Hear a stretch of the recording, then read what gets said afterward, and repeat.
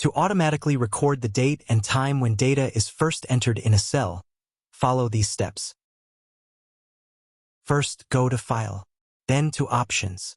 Click on Formulas, and enable Iterative Calculation. This setting allows Excel to use formulas that reference themselves, which is key to making this work. Now, in cell B2, enter this formula.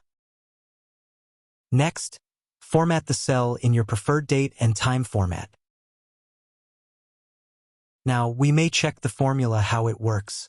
This section verifies if there's data in cell A2. This section checks if cell B2 already contains a recorded value.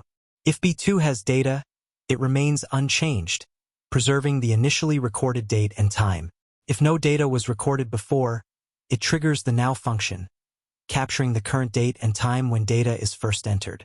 Drag this formula down to apply it to other rows, so the timestamp will automatically update for new entries.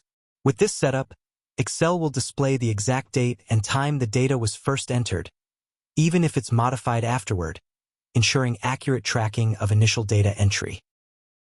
If you found this video helpful, please like, share, and subscribe for more Excel tips and tricks.